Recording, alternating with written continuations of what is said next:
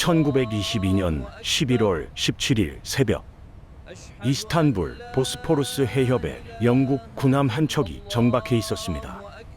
HMS 말라야. 그 배에 한 남자가 올라탔습니다. 마지막 술탄 네흐메트 6세. 600년 오스만 제국의 마지막 통치자가 적국의 군함을 타고 조국을 떠나는 순간이었습니다. 그는 가방 하나를 들고 있었습니다. 뒤도 돌아보지 않았습니다. 배가 출발했습니다. 이스탄불이 멀어졌습니다. 톱카프 궁전이, 하기야 소피아가, 북로 모스크가 점점 작아졌습니다. 술레이만이 세계를 호령하던 그 도시를 등지고 마지막 술탄은 사라졌습니다. 600년 제국이 끝났습니다. 하지만 이야기는 끝나지 않았습니다. 같은 시각, 아나톨리아 내륙 도시 앙카라에서 한 남자가 일어서고 있었습니다. 무스타파 케말. 그는 군인이었습니다. 1차 세계대전 때 갈리폴리에서 영국 프랑스 연합군을 막아낸 영웅이었습니다. 30만 명이 죽은 그 전투에서 그는 병사들 앞에 서서 말했습니다. 나는 너희에게 공격하라고 명령하는 게 아니다. 죽으라고 명령한다. 병사들이 따랐고 연합군은 물러났습니다. 오스만 제국이 무너지는 와중에도 이 남자만은 이겼습니다. 갈리폴리에서 연합군을 막아낸 유일한 장군이었습니다.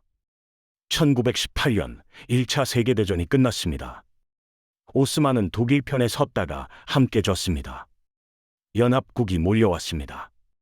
1920년 8월 세브르 조약이 체결됐습니다. 이 조약의 내용은 충격적이었습니다. 오스만 제국을 완전히 해체하는 조약이었습니다. 아나톨리아 동쪽은 아르메니아에 줬습니다. 남동쪽 쿠르드 지역은 독립시켰습니다. 서쪽 이즈미르와 에게해 연안은 그리스에 줬습니다. 이스탄불과 해협은 국제관리구역이 됐습니다. 시리아는 프랑스가 가져갔습니다. 이라크와 팔레스타인은 영국이 가져갔습니다. 남은 건 아나톨리아 한가운데 황량한 내륙뿐이었습니다. 600년 제국이 손바닥만한 땅으로 쪼그라든 것이었습니다. 이스탄불의 술탄 정부는 이 조약에 서명했습니다. 어쩔 수 없다. 받아들이자. 무스타파 케말은 거부했습니다. 이 조약은 투르크 민족의 사형 선고다. 나는 받아들이지 않는다. 그는 이미 1919년 5월 아나톨리아로 건너가 저항운동을 시작하고 있었습니다. 앙카라에 새로운 정부를 세웠습니다. 대국민의회를 열었습니다. 이스탄불의 술탄 정부와 앙카라의 케말 정부, 두 개의 정부가 동시에 존재했습니다. 술탄은 연합국에 순종했고 케말은 연합국에 맞서 싸웠습니다. 가장 큰 위협은 그리스였습니다. 1919년 5월 15일 그리스군이 이즈미르에 상륙했습니다. 연합국의 허락을 받고 들어온 것이었습니다. 그리스 병사들이 이즈미르 거리를 행진했습니다. 투르크 주민들이 끌려 나왔습니다. 총소리가 울렸고 사람들이 쓰러졌습니다. 그리스군은 내륙으로 진격했습니다. 아나톨리아 서부를 점령해 나갔습니다. 목표는 앙카라였습니다. 케말 정부를 무너뜨리는 것이었습니다. 1922년 여름 그리스군이 앙카라에서 80km 떨어진 사카리아 강까지 밀고 들어왔습니다. 투르크군은 후테를 거듭했습니다. 무기가 부족했고 탄약이 떨어졌고 병사들은 지쳐 있었습니다. 여기서 밀리면 앙카라가 무너지고 투르크 독립운동은 끝나는 것이었습니다. 케말이 직접 전선에 나갔습니다. 총사령관으로서 병사들 앞에 섰습니다. 그리고 유명한 명령을 내렸습니다. 방어선은 없다. 방어면이 있다. 그 면은 조국 전체다. 모든 위치에서 끝까지 저항하라. 사카리아 전투가 시작됐습니다. 22일 동안 계속됐습니다. 100km에 걸친 전선에서 투르크군과 그리스군이 맞붙었습니다. 낮에 빼앗기면 밤에 되찾았습니다. 되찾으면 또 빼앗겼습니다. 22일 동안 전선이 앞뒤로 흔들렸습니다. 9월 13일 그리스군이 후퇴하기 시작했습니다. 더 이상 밀어붙일 수 없었습니다. 보급선이 너무 늘어났고 병력 손실이 컸습니다. 투르크군이 버텨낸 것이었습니다. 케말은 쫓지 않았습니다. 아직 때가 아니었습니다. 1년을 기다렸습니다. 군대를 재편하고 무기를 모으고 병력을 훈련시켰습니다. 소련에서 무기를 지원받았습니다. 프랑스, 이탈리아와 별도로 협상해 그리스를 고립시켰습니다. 1922년 8월 26일 케말이 공격 명령을 내렸습니다. 대공세. 투르크군이 아나톨리아 서부로 돌격했습니다. 그리스군이 무너졌습니다. 불과 2주 만에 그리스군 전체가 패주했습니다. 9월 9일 투르크군이 이즈미르에 입성했습니다. 3년 전 그리스군이 상륙했던 바로 그 도시였습니다. 이즈미르 항구에서 그리스 병사들이 배를 타고 도망쳤습니다. 시민들이 해안에 모여들었습니다. 투르크 깃발이 올라갔습니다. 무스타파 케말이 승리했습니다. 연합국은 놀랐습니다. 세브르 조약은 끝장이 났구나. 새로운 조약이 필요했습니다. 1923년 7월 로잔 조약이 체결됐습니다. 세브르 조약은 폐기됐습니다. 투르크 민족이 무력으로 되찾은 조약이었습니다. 아나톨리아 전체와 동트라키아를 인정받았습니다. 1923년 10월 29일 앙카라에서 선언이 나왔습니다. 터키 공화국을 선포한다. 무스타파 케말이 초대 대통령이 됐습니다. 600년 오스만 제국의 잿더미 위에 새 나라가 세워진 것이었습니다. 케말은 여기서 멈추지 않았습니다. 그가 한 일은 전쟁보다 더 혁명적이었습니다. 1924년 3월 칼리프제를 폐지했습니다. 이슬람 세계의 종교적 지도자 자리를 없앤 것이었습니다. 1300년 이슬람 역사에서 처음 있는 일이었습니다. 페즈 모자를 금지했습니다. 오스만 시대 남자들이 쓰던 전통 모자였습니다. 서양식 모자를 쓰라. 아랍 문자를 폐지하고 라틴 문자를 도입했습니다. 하루아침에 6천만 명이 글을 읽을 수 없게 됐습니다. 옛 문자를 모르는 새 세대가 자라나야 했습니다. 여성에게 참정권을 줬습니다. 1934년이었습니다. 프랑스보다 10년 빨랐고 이탈리아보다 11년 빨랐습니다. 이슬람 국가에서 여성이 투표하는 건 전례가 없었습니다. 이슬람법 샤리아를 폐지하고 스위스 민법을 도입했습니다. 일부 다처제를 금지했습니다. 이슬람 제국에서 세속 공화국으로. 이것은 단순한 정권 교체가 아니었습니다. 문명의 전환이었습니다. 1934년 의회가 그에게 성을 줬습니다. 아타티르크. 투르크의 아버지라는 뜻이었습니다. 1938년 11월 10일 아타티르크가 죽었습니다. 57세였습니다. 터키 전체가 울었습니다. 그가 만든 터키 공화국은 오늘까지 이어지고 있습니다. 오스만 제국은 600년을 버텼고 사라졌습니다. 하지만 투르크 민족은 사라지지 않았습니다. 한 남자가 잿더미에서 새 나라를 세웠습니다. 그런데 터키만이 투르크의 후예는 아니었습니다. 중앙아시아, 6세기 돌궐이 말을 달리던 그 초원에도 투르크의 후예들이 살고 있었습니다. 수천 년 동안 그곳에 있었습니다. 그리고 1991년 그들도 깨어납니다. 1991년 12월 25일 크렘린궁에서 소련 국기가 내려왔습니다. 붉은 깃발이 사라지고 러시아 3세기가 올라갔습니다. 소비에트 연방이 해체됐습니다. 70년 동안 세계 절반을 지배하던 초강대국이 하루아침에 사라진 것이었습니다. 그리고 그 순간 중앙아시아에서 5개의 나라가 동시에 태어났습니다. 카자흐스탄, 우즈베키스탄, 투르크메니스탄, 키르기스스탄, 아제르바이잔. 모두 투르크계 민족의 나라였습니다. 6세기 돌궐이 말을 달리던 그 초원에서 1400년 만에 투르크 국가들이 다시 세워진 것이었습니다. 하지만 독립은 준비된 게 아니었습니다. 이 나라들은 독립을 원해서 독립한 게 아니었습니다. 소련이 무너지니까 떨어져 나온 것이었습니다. 국경도 소련이 그어놓은 것이었습니다. 스탈린이 1920에서 30년대에 지도 위에 자로줄을 그었습니다. 같은 민족을 일부러 나눠 모았습니다.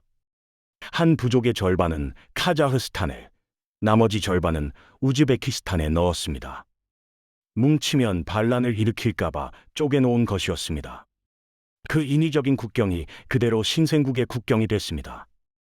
경제도 엉망이었습니다. 소련 시절에는 모스크바가 모든 걸 결정했습니다.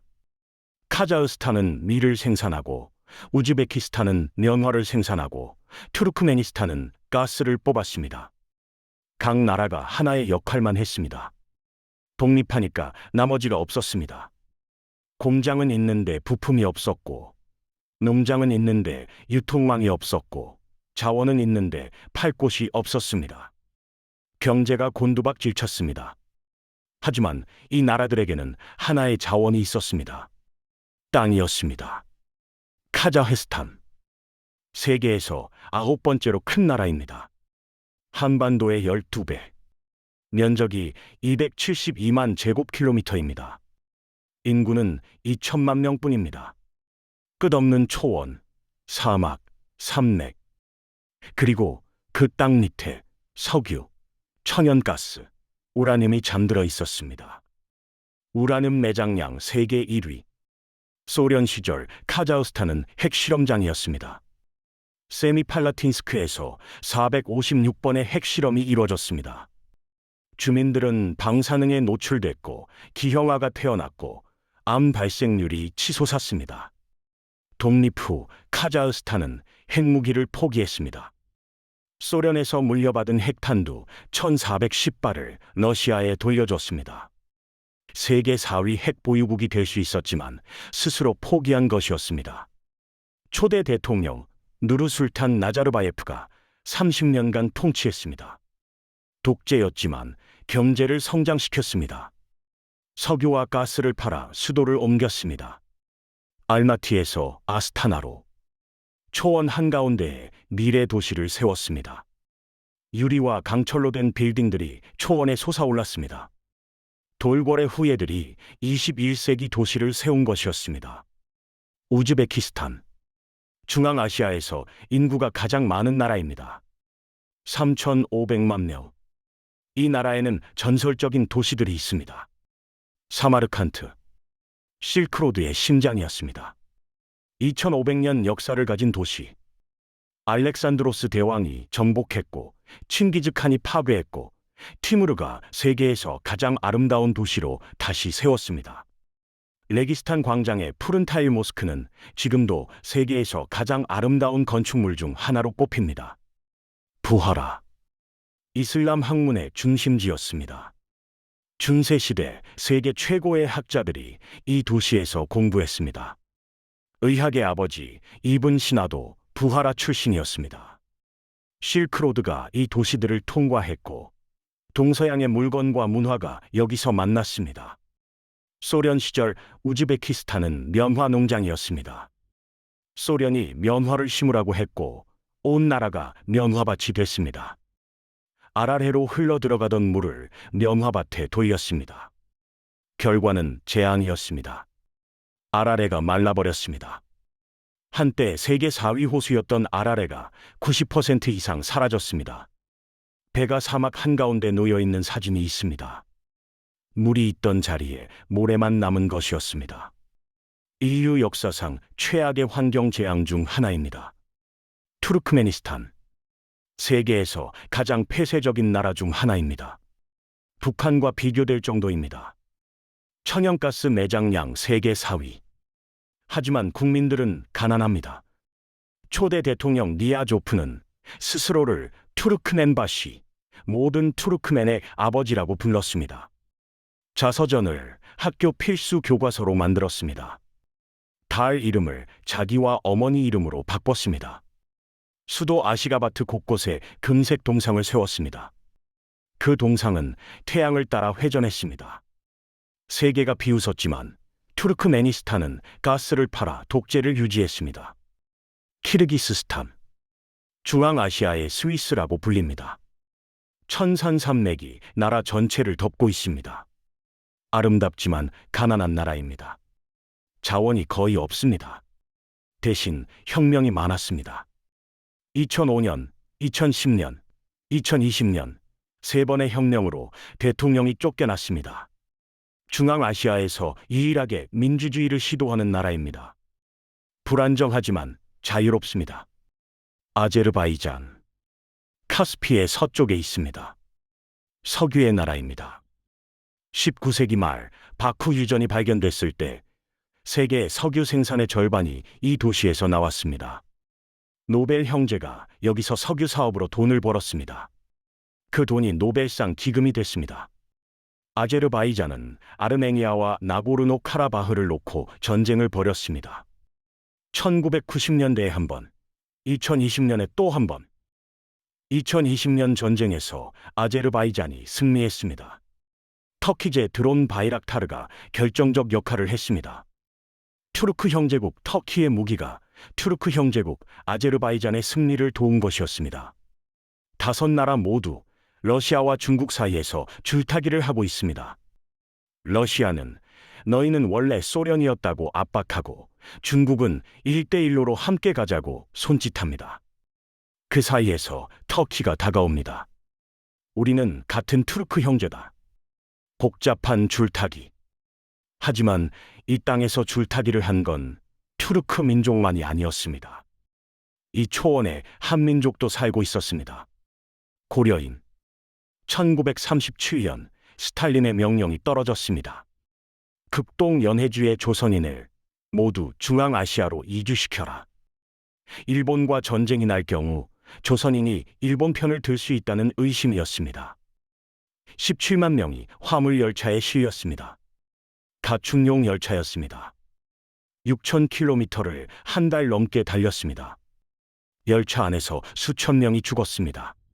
추위와 굶주림과 질병으로 카자흐스탄과 우즈베키스탄의 황무지에 내려졌습니다. 아무것도 없었습니다. 집도 없고 밭도 없고 물도 없었습니다. 영하 30도 초원에서 땅을 파고 움막을 지었습니다. 그리고 살아남았습니다. 벼농사를 시작했습니다. 중앙아시아에서 벼가 자랄 수 없다고 했지만 고려인들은 물길을 만들고 논을 팠습니다. 황무지에서 쌀을 키워냈습니다. 소련 정부가 놀랐습니다. 고려인 집단 농장이 소련 전체에서 최고 생산성을 기록했습니다. 사회주의 영웅 칭호를 받은 고려인이 200명이 넘었습니다. 카자흐스탄 알마티에는 고려 극장이 있습니다. 1932년에 세워진 한국어 극장입니다. 지금도 한국어로 공연합니다. 우즈베키스탄 타슈켄트에는 고려인 마을이 있습니다. 김치를 담그고 떡을 만들고 한국어를 가르칩니다. 80년이 넘도록 투르크의 후예들 사이에서 한민족의 정체성을 지켜온 것이었습니다. 오늘날 중앙아시아 고려인은 약 50만 명입니다. 카자흐스탄에 10만, 우즈베키스탄에 17만, 러시아에 15만. 6세기 돌벌이 달리던 초원에서 21세기 고려인이 살고 있습니다. 투르크의 후예들과 한민족의 후예들이 같은 땅에서 함께 살아온 것이었습니다. 그런데 모든 투르크의 후예가 자유로운 것은 아닙니다. 독립한 나라도 있고 자기 국가를 세운 민족도 있지만 아직도 자유를 얻지 못한 투르크 민족이 있습니다. 중국 서쪽 끝, 신장. 1200만 위구르족이 그곳에 있습니다. 중국 서쪽 끝, 베이징에서 4,000km 떨어진 곳, 신장 위구르 자치구. 면적은 한반도의 7.5배입니다. 이곳에 1200만 위구르족이 살고 있습니다. 위구르. 이 이름 기억하시나요? 일부에서 등장했습니다. 840년, 위구르 제국이 돌궐을 무너뜨렸던 그 민족입니다. 초원의 강자였던 위구르가 지금은 중국 서쪽 끝에 갇혀 있습니다. 1200년 전에는 제국을 세웠던 민족이 지금은 자기 땅에서 자기 말을 하지 못하고 있습니다. 어떻게 이런 일이 벌어진 걸까요? 위구르족이 사는 이 땅의 원래 이름은 동투르키스탄입니다. 동쪽의 투르크 땅이라는 뜻입니다. 실크로드의 핵심 통로였습니다. 카슈가르, 호탄, 투르판. 수천 년 동안 동서양의 상인들이 이 도시들을 오갔습니다. 위구르족은 투르크어를 쓰고 이슬람을 믿고 아랍 문자로 글을 썼습니다. 언어도, 종교도, 문화도 중국과는 완전히 달랐습니다. 18세기, 청나라가 이 땅을 정복했습니다. 청나라는 이곳에 이름을 붙였습니다. 신장, 새로운 영토라는 뜻이었습니다. 위구르족에게는 수천 년 동안 살아온 고향이었지만 청나라에게는 새로 얻은 땅이었습니다. 이름부터 정복의 논리였습니다. 하지만 청나라 시절에는 위구르족의 생활에 크게 간섭하지 않았습니다. 문제는 1949년에 시작됐습니다. 중화인민공화국이 세워졌습니다. 마오쩌둥의 인민해방군이 신장에 들어왔습니다. 1955년 신장 위구르 자치구가 설치됐습니다. 자치구라는 이름이 붙었지만 자치는 없었습니다. 한족 이주가 시작됐습니다. 1949년 신장의 한족 비율은 6%였습니다. 위구르족이 압도적 다수였습니다. 중국 정부는 계획적으로 한족을 이주시켰습니다. 신장 생산건설병단이라는 조직이 만들어졌습니다. 군인 출신들이 농장을 세우고 도로를 깔고 도시를 만들었습니다. 한족이 쏟아져 들어왔습니다. 오늘날 신장의 한족 비율은 40%를 넘었습니다. 수도 우루무치는 이미 한족이 다수입니다. 위구르족은 자기 땅에서 소수가 되어가고 있었습니다. 경제도 한족이 장악했습니다. 석유, 천연가스, 면화, 신장의 자원은 풍부했습니다. 하지만 이익은 대부분 한족 기업과 동부 지역으로 흘러갔습니다. 위구르족은 가난했습니다. 좋은 일자리는 한족에게 돌아갔고 승진은 막혀 있었고 중국어를 못하면 기회가 없었습니다. 불만이 쌓였습니다. 2009년 7월 우루무치에서 폭동이 일어났습니다. 위구르족 시위대와 한족 주민이 충돌했습니다. 197명이 죽고 1,700명이 넘게 다쳤습니다. 중국 정부는 군대를 보내 진압했습니다. 인터넷이 차단됐습니다. 신장 전체의 인터넷이 10개월 동안 끊겼습니다. 세계에서 가장 긴 인터넷 차단 중 하나였습니다. 2013년부터 2016년까지 위구르족 관련 폭력 사건이 이어졌습니다. 쿤밍 기차역 칼부림 사건, 토남먼 광장 차량 돌진 사건. 중국 정부는 이를 테러로 규정했습니다. 그리고 2017년 상황이 완전히 달라졌습니다. 시진핑 주석은 이미 2014년 신장을 방문했을 때 지시를 내렸습니다. 추호도 자비를 베풀지 말고 대응하라. 2017년부터 재교육 수용소가 본격적으로 가동됐습니다. 중국 정부는 이를 직업기능교육훈련센터라고 불렀습니다. 직업훈련을 시킨다고 했습니다. 하지만 실체는 달랐습니다. 100만 명 이상이 수용된 것으로 추정됩니다. 위구르 성인 인구의 약 12%입니다. 호주 전략정책연구소가 위성사진을 분석한 결과 380개 이상의 구분시설이 확인됐습니다. 수용 사유는 이런 것들이었습니다. 이슬람 국가를 방문한 적이 있다. 모스크에서 기도를 드렸다. 술과 담배를 멀리했다. 히잡을 썼다. 아들이 종교적이라서 어머니가 함께 수용된 경우도 있었습니다. 15세 소녀부터 70대 노인까지 잡혀 들어갔습니다. 수용소 안에서 무슨 일이 벌어졌는지는 탈출한 사람들의 증언으로 알려졌습니다. 위구르어 사용이 금지됐습니다. 중국어만 써야 했습니다. 이슬람 신앙을 포기하도록 강요받았습니다. 내일 시진핑 주석에 대한 충성 서약을 해야 했습니다. 공산당 사상 교육이 하루 종일 이어졌습니다. 2022년 중국 공안 파일이라 불리는 기밀 문서가 유출됐습니다. BBC를 비롯한 14개 국제 매체가 이 문서를 검증하고 공개했습니다. 2만 명이 넘는 수용자의 명단과 사진이 포함되어 있었습니다. 수용소 관리 지침에는 이렇게 적혀 있었습니다. 수감자가 도망치려 하면 사살하라. 수용소 밖의 위구르족도 자유롭지 않았습니다. 중국 정부는 위구르 가정에 한족 공무원을 파견해 함께 거주하게 했습니다. 900만 위구르 가정에 100만 명의 공산당원이 배치됐습니다. 숙식은 위구르 가정이 부담해야 했습니다. 24시간 감시였습니다. 거리마다 감시 카메라가 설치됐습니다. 10m마다 카메라가 있다는 보고도 있었습니다. 안면 인식 기술이 도원됐습니다. 위구르족만 별도로 식별하는 AI 프로그램이 가동됐습니다. 휴대전화는 수시로 검사당했습니다. 종교 관련 앱이 있으면 체포 사유가 됐습니다. 여권은 회수됐습니다. 해외여행은 사실상 금지됐습니다. 위구르족의 묘지도 파괴됐습니다. 100곳이 넘는 전통 묘지가 철거되거나 그 위에 주차장과 건물이 세워졌습니다. 카슈가르의 구시가지는 재개발이라는 이름으로 허물어졌습니다. 수천 년 된 위구르 전통 건축물이 사라지고 중국식 현대 건물이 들어섰습니다. 모스크도 파괴됐습니다. 호주 전략정책연구소의 분석에 따르면 신장 내 모스크의 상당수가 철거되거나 축소됐습니다. 모스크를 허문 자리에 편의점이 들어선 경우도 있었습니다. 언어도 사라지고 있습니다. 위구르어로 된 교육이 축소되고 학교에서는 중국어만 쓰도록 강제됐습니다. 위구르 아이들이 가족과 분리돼 기숙학교에 보내지는 경우도 보고됐습니다. 아이들은 중국어만 배우고 중국 문화만 익힙니다. 위구르어를 모르는 위구르 아이들이 자라나고 있습니다. 한 세대만 지나면 언어가 사라질 수도 있습니다. 국제사회는 어떻게 반응했을까요? 미국은 2021년 이를 제노사이드, 집단 학살로 규정했습니다. 영국, 캐나다, 네덜란드 의회도 같은 결정을 내렸습니다. 23개국이 유엔에 공동성명을 제출해 중국을 비판했습니다. 미국은 신장산 면화 제품의 수입을 금지했습니다.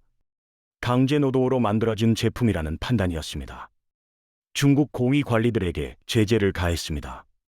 하지만 변한 건 거의 없습니다. 중국은 모든 혐의를 부인합니다. 직업 훈련이었다.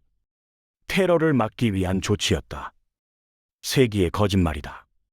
가장 안타까운 건 같은 무슬림 국가들의 침묵입니다. 사우디아라비아, 이란, 파키스탄, 이슬람 형제를 자처하는 나라들이 침묵했습니다. 중국의 경제력 앞에서 인권은 빗전이었습니다. 1대1로 사업, 대규모 투자, 차관, 돈이 입을 막았습니다. 같은 투르크 형제인 터키도 마찬가지였습니다. 에르도안 대통령은 2009년에는 동투르키스탄에서 벌어지는 일은 제노사이드라고 말했습니다. 하지만 2019년에는 태도가 달라졌습니다. 중국과 경제 협력이 깊어지면서 비판의 목소리가 줄어들었습니다. 위구르 난민을 중국에 송환했다는 보도도 나왔습니다. 형제라고 부르면서 형제를 돌려보낸 것이었습니다. 1200년 전 위구르는 초원의 강자였습니다. 돌궐을 무너뜨리고 제국을 세운 민족이었습니다. 실크로드를 지배하고 동서양을 연결한 상인이었습니다. 그 후예들이 지금 자기 땅에서 자기 말을 하지 못하고 자기 신을 믿지 못하고 자기 아이에게 자기 이름을 붙이지 못하고 있습니다. 사라지고 있습니다. 소리 없이. 그런데 이 비극 앞에서 한 남자가 투르크의 단결을 외치고 있습니다. 터키의 에르도안 대통령입니다. 그는 정말 투르크 형제들을 위해 나선 것일까요? 오늘날 전 세계의 투르크계 민족은 약 1억 8천만 명입니다. 터키, 아제르바이잔, 카자흐스탄, 우즈베키스탄, 투르크메니스탄, 키르기스스탄. 여기에 중국의 위구르족, 러시아의 타타르족, 발칸의 불가르 후예들까지, 유럽에서 중국까지 거대한 투르크 벨트가 유라시아 대륙을 가로지르고 있습니다. 이 민족들을 하나로 묶으려는 움직임이 있습니다. 범투르크주의. 우리는 모두 같은 투르크다. 하나로 뭉치자. 2009년 투르크 평일회가 만들어졌습니다. 2021년 이름을 바꿨습니다. 투르크 국가기구. 터키, 아제르바이잔, 카자흐스탄, 우즈베키스탄, 키르기스스탄이 회원국입니다. 투르크메니스탄과 헝가리가 옵서버로 참여하고 있습니다. 그리고 이 모든 것의 중심에 에르도안이 있습니다. 에르도안은 위대한 투르크의 부활을 말합니다. 오스만 제국의 영광을 떠올리게 하는 연설을 합니다. 중앙아시아를 방문할 때마다 우리는 형제라고 외칩니다. 하지만 속을 들여다보면 이것은 형제애가 아닙니다. 터키의 패권 전략입니다. 에르도안은 국내에서 언론을 탄압하고 반대파를 투옥하고 사법부를 장악했습니다. 2016년 쿠데타 미수 이후 15만 명이 해직됐고 5만 명이 투옥됐습니다. 아타티르크가 세운 세속공화국의 원칙을 하나씩 무너뜨리고 있습니다. 그런 지도자가 투르크의 단결을 외치는 것입니다. 위구르족이 탄압받을 때 무엇을 했습니까? 2009년에는 제노사이드라고 외쳤지만 중국 돈 앞에서 입을 다물었습니다. 위구르 난민을 중국에 돌려보내면서 형제를 말하는 것입니다. 범투르크주의가 진정한 연대라면 가장 고통받는 형제를 먼저 도와야 합니다. 하지만 현실은 그렇지 않습니다. 에르도안의 범투르크주의는 결국 자기 자신을 위한 것입니다. 중앙아시아 국가들도 이를 알고 있습니다. 카자흐스탄은 러시아와 중국 사이에서 균형을 잡느라 바쁘고 터키의 형제 호소에 적당히 응하면서도 거리를 둡니다. 우즈베키스탄도 마찬가지입니다. 같은 투르크어를 쓰지만 각자의 이해관계가 먼저입니다. 범투르크주의는 아직 구호에 머물러 있습니다.